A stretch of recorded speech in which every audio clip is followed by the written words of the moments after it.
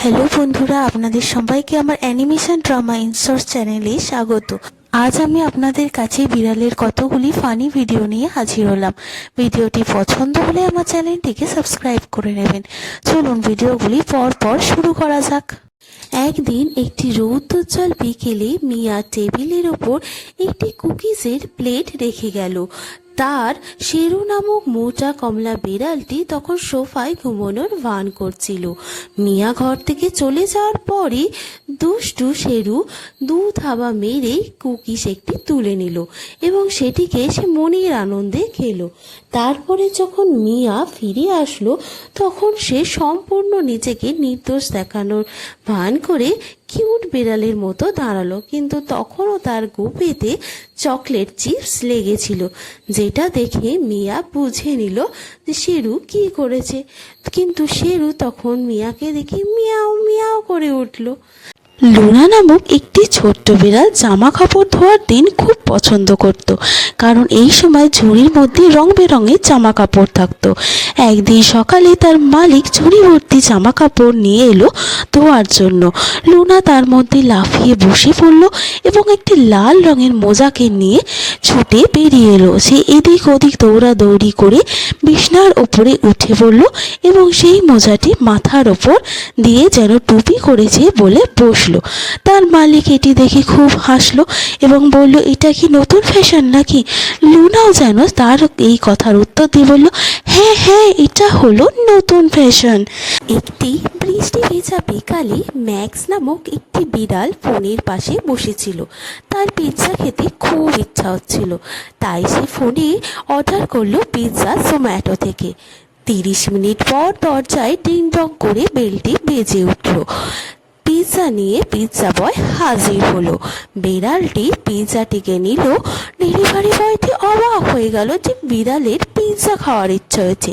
তারপর বিড়ালটি মনের সুখে বসে বসে পিৎজা খেতে লাগলো। কিছুক্ষণ পরে মালিক এসে দেখে অবাক হলো যে তার প্রিয় বিড়াল ম্যাক্স বসে বসে পিৎজা খাচ্ছে। হ্যাপি ইন্ডিপেন্ডেন্স ডে বন্ধুরা, আমি হলাম মিয়াও, একটা বিড়াল। আজ আমি পতাকা তুলবো। এই দেখো আমি কি সুন্দর পতাকা তুললাম। সবাই খুব খুশি হয়েছে। হ্যাপি ইন্ডিপেন্ডেন্স ডে সবাইকে। বা, আমাকে একটা কি সুন্দর পুরস্কার দেওয়া হলো আমি পতাকা তুললাম বলে।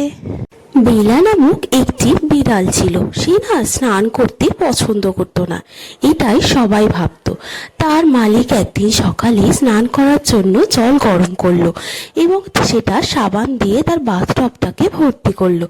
কৌতূহলী হয়ে বিড়াল দরজা থেকে দেখলো মালিক কি করছে।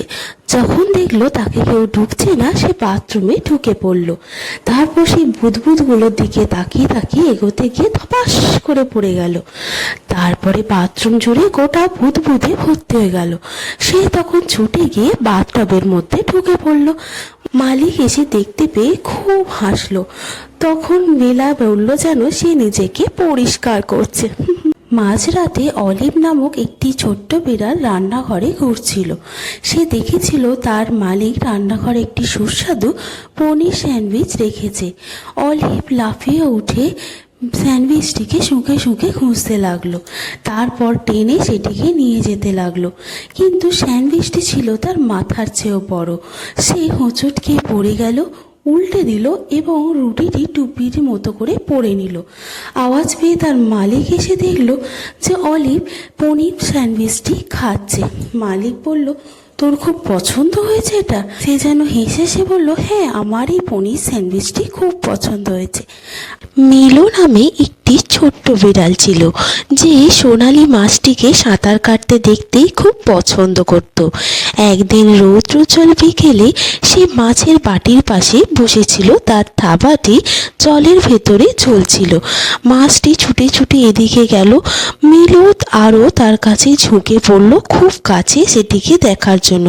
হঠাৎ করে মিলোর থাবাটি পিছলে গেল এবং জলের বাটিটি পড়ে গেল। মাছটি তারপরে সেই জল থেকে নিচে নিচে পড়ে গেল। তখন মিলো লাফিয়ে পেছন দিকে চলে গেল এবং তার গোঁফ থেকে লেজ পর্যন্ত ভিজে গেল। তার মালিক ছুটে এসে দেখতে পেল যে বিড়ালটি ভিজে গেছে এবং মাছটি সামনের দিকে পড়ে আছে এবং সে ছটফট করছে। আপনাদের এই গল্পটি কেমন লাগলো, মিলো আর মাছের গল্প? যদি পছন্দ হয় চ্যানেলটিকে সাবস্ক্রাইব করে নেবেন। ভিডিওটি দেখার জন্য ধন্যবাদ।